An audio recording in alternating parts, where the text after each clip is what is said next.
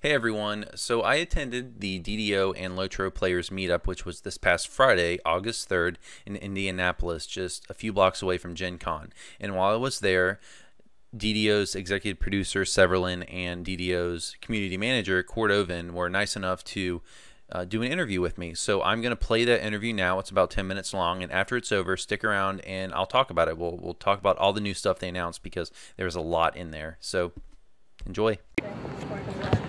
Hey DDO players, how's it going? Axel here. I'm here with community manager Cordovan. Hello. And we're here at the Social on Macria, right near Gen Con 2018. And they made a few announcements tonight. Is there anything you'd like to say to the DDO players about the special announcements you made tonight? Yeah, let me actually introduce someone I can talk, but I can also direct this to our executive producer, Severlin, Rob Ciccolini, and have him talk. How you doing tonight? You enjoying Gen Con? Yeah, it's my first time here. Nice. How many times have you been here? 3, 4. 3 or 4? Yeah. Okay. Well, you all made a couple announcements tonight. You'd like to expand on that, or just tell people what it is? I don't even get into it. I know you can't get into, a lot of details at this point. But do you have questions about it? Well, why don't you just kind of explain like what? So you talked about a possible new expansion, right? In the future. So what is that going to be exactly? So the thing we're working on right now is we had a lot of players say they really loved Ravenloft, so we want to visit another expansion. We want to do something big, so we've chosen Sharn City of Towers. There's a lot of excitement around the group. It's been a long-standing request, and the devs are really excited because doing something with a lot of social interactions is pretty cool. The nice thing about Sharn City of Towers, it has very high-end talk to the nobles stuff, and you can also go down and down in the cogs and do like hardcore adventuring where you're in the muck, which is a lot of DDO. I think they're excited about giving the sort of the social aspect and letting you really sort of interact sort of like a James Bond like social hobnob with the nobles and the upper tower stuff too. Players like so what types of enemies is this? Another classic module? I'm assuming. I'm not familiar with it. Well, Sharn the City of Towers is it's like the biggest city in Eberron. I believe it had its own book, and it has a number of. The whole city is built with floating towers, so it has all of these levels, and the rich live at the top and the very poor live at the bottom. So one of the challenges is our world builders have gotten better and better at their craft over the years. So we think that we really want to be able to build various sections so the players get the idea of looking up and looking down, and it'll be very challenging for them to get that. So that's one of the things. So what types of what can you tell us about the lore? Are there any cool new enemies or new monsters or anything like that? Absolutely. One of the things about Sharn I think that'll be interesting is that we really want the enemies to be more character-based. Like, you're going to be fighting other characters with the... PvP? No, not PvP exactly, but what I mean is that the enemies are intelligent and they have character stats. So you'll fight a assassin and kind of like the slavers. The end fight of the slavers can be pretty tough if you get some of the slavers with special abilities, and the rogues gallery of people that you're going to have to deal with in Sharn will be similar. Any types of new AI, anything like that? Behind the scenes, getting all of that working will require them to make sure that they all have custom abilities to do that. Okay. Well, what else did you mentioned Tieflings, right? Yeah, so the race for that, the next full race will be Tieflings. And the challenge with that is Tieflings have tails. So in order for us to have the players have options to have tails or not, we needed to update all the animations in game because you need extra points added to the animation to deal with that. And then they'll have big horns. So right now we're working on the tech of what do the helmets look like? Can they wear helmets? When they put a helmet, what will the visual look like? So those are all things that are going on. Yeah. For those of you who aren't aware, for a long time, I know the team has had some issues with Tieflings because the issue is they have to redo a lot of the cosmetics in the game. So are you planning to redo a lot of the cosmetics in the game? I think that we'll have a... Are you going to go through each of them one by one, or are you going to come up with some other type of solution? If we what we may do is include a number of cosmetic options specifically for Tiefling. So most helmets won't appear, but you can choose a cosmetic of a helm where your horns show through. The other option is to have like a abbreviated list of them that show up. We're not sure which one we can do right now. Okay. So what else can we look forward to for 2018? So we still have a big update to go in 2018. One will be revolving around the Night Rebels. We're going to bring back the Spectral Dragon. There's been a lot of asking about that, but instead of a raid, it'll be a 6-man dungeon. That way we'll be able to rebuild it from scratch so it doesn't cause lag on the server. Right. And then also we're rebuilding all of the actual landscapes because they also could cause the server to hiccup, as anyone who's played during that time I'm sure we'll see. There'll be an additional small dungeon. We're going to redo the loot for it, and then at that time there'll be another full raid that we're going to release that will probably be part of the Dragonborn pack. Oh, great. And I know you all released White Plume Mountain a few weeks ago, right? Yep. Anything you like to tell people about that? Why they should be playing that pack and buying it? Sure. The best thing. Because I played this. They came out a couple weeks ago. I played it all the way through. I have a video on my channel if you all want to check that out. And I've really enjoyed it. It's definitely, in my opinion, I'm not just saying this because they're standing next to me right now. I really thought it was one of the best adventure packs you all have ever done. I gave it a very positive review on my channel. I thought it was very good. So, well, one of the fun things about White Plume Mountain is that since the players have been so good about supporting us, we've been able to increase our art team. And so in the past, it would have been tough because White Plume has a lot of new creatures. And we definitely would have done manticores and probably the giant crab, but like we were able to put in stuff like sea lions and giant crayfish. Yeah. And, like there were a lot of new creatures in there. The crab boss fight was really funny. Yeah. It's going on, and it was very nostalgic. I like how they actually like turn upside down when they die. Yeah, that was a good touch.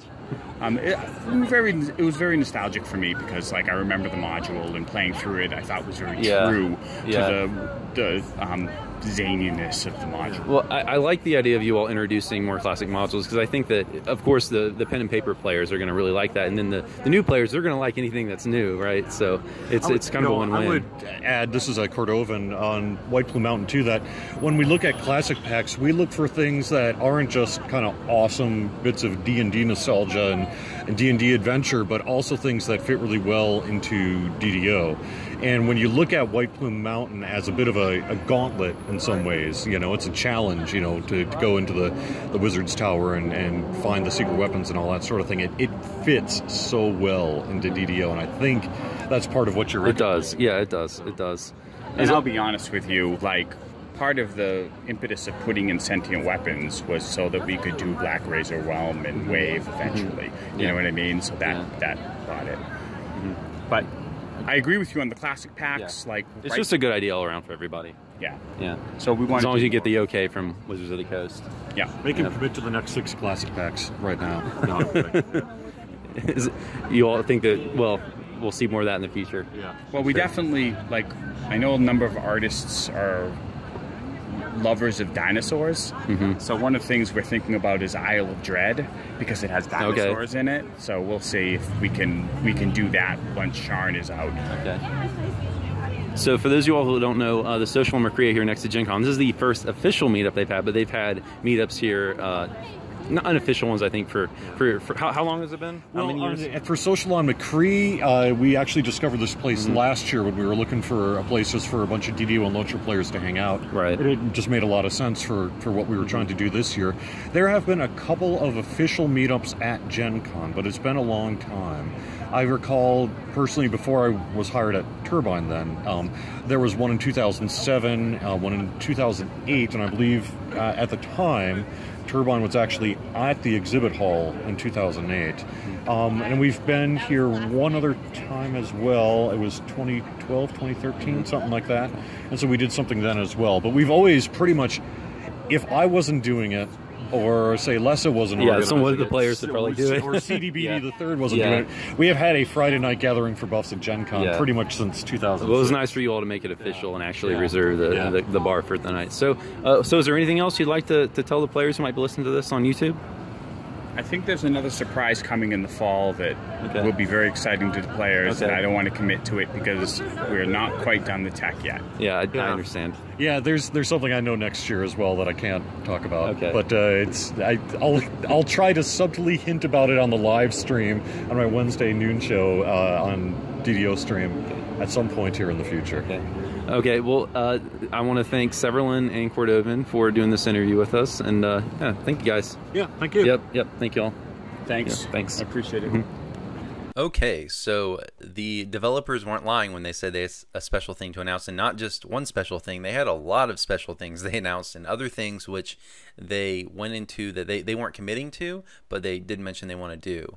So let's go ahead and just talk about them one by one. Let's talk with the obvious first thing, which is the new expansion they are planning for 2019. Apparently, which is going to be Sharn, the City of Towers. I don't know much about it. I did do just a little bit of research today, but basically, as far as I understand it, Sharn is one of the biggest, if not the biggest, cities in Eberron lore. And the city itself it's called the City of Towers because it's vertical. There are many different layers to this city, and it's more vertical than spread out. So a lot of the cities in Eberron or really the adventures you go on in DDO or more about running around different places, but this is going to be a lot more vertical. So that means I would speculate here, and this is just me speculating again, that the quests and the public area, if there is a public area, actually it's an expansion, I'm sure it'll be a public area, will be more more vertical. We might be going up and down a lot more than across. So that's cool.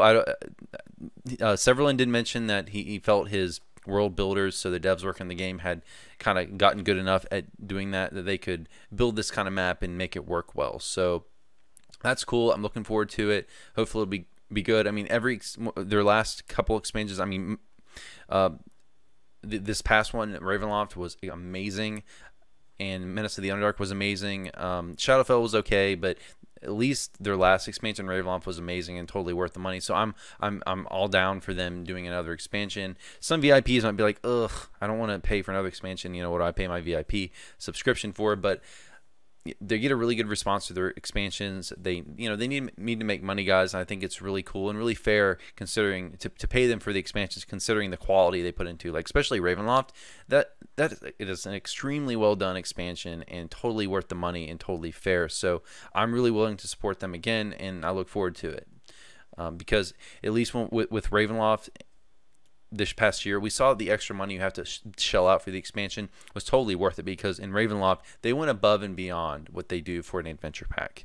So it's worth the extra money in my mind. So I'm looking forward to it. Okay, so after Sharn, the next thing they announced was the Tieflings, which is cool. People have wanted to see that for a long time. It's one of the last of the kind of the main races in pen and paper that isn't in DDO yet.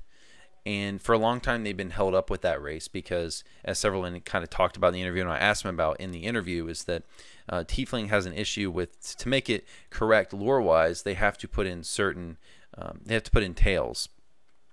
And that's hard to do because that means they would have to go back and redo all the cosmetic armors and things, so that when you go in game, you put a piece of armor or a robe or whatever on your character, it would need to not cover up that tail. So they have to make a tail version basically of each cosmetic item in the game. But it sounds like they found a way around that, and there's going to be, it looks like they're going to do a different selection of cosmetic or armor appearances for Tieflings as compared to other races. It sounded, I didn't get a really clear answer from Severlin, but it sounded like they aren't going to go back, at least from what I understand from what he said. They are not going to go back and make a Tiefling version of every single armor and robe and everything in the game. It's going to be more that as a Tiefling, you're going to have a different, probably a different related set of armors you can use. So maybe there might be a smaller selection, but I'm sure it'll still be cool and look cool. So that's cool. Tiefling, looking forward to it. I mean, races, again, players have really liked the new races. They made a lot of them in the past couple years with Gnome and Dragonborn and Azamar. So another one is going to be great. Looking forward to it.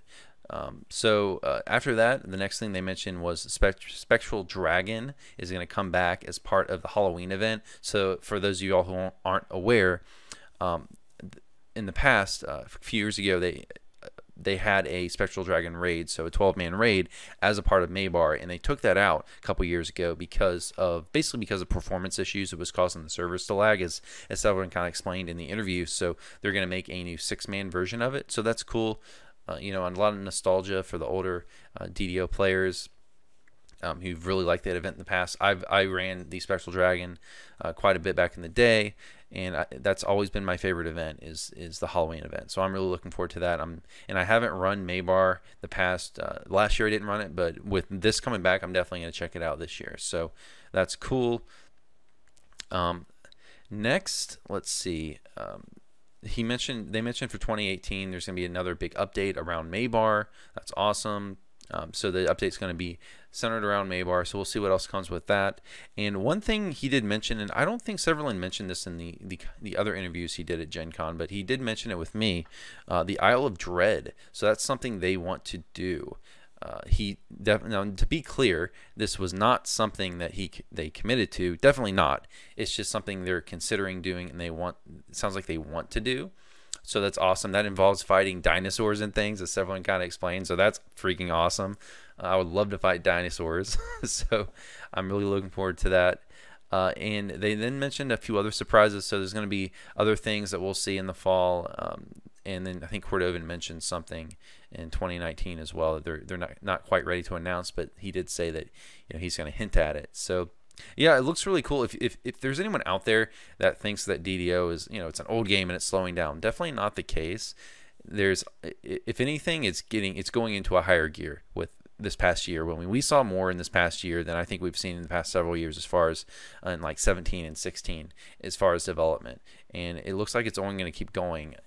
Now, the vibe I got from the developers, because I talked to them quite a bit, and the vibe was that players really like Ravenloft, and it was supported very well by the players. So if anything, it looks like DDO is doing really well. So if you had any concerns about DDO, being an older game and maybe starting to wind down, that's definitely not the case as far as I can tell. So it looks like things look great in DDO land. I mean, players really appear to be supporting the game, and Severlin mentioned that specifically. That not just in my interview with him, but just throughout the event, because throughout the meetup, they made a couple of announcements, and that's one of the things they mentioned, is that players really did support them. So that's awesome. I mean, we want them to make money, we want them to make good content, and they've really done a good job this year on that. So that's really cool. I guess the last thing I want to mention is with the meetup, let's talk about the meetup a little bit. There was about, I would say about 50 players there. The meetup, if I had to guess, probably about 75% DDO, 25% Lotro.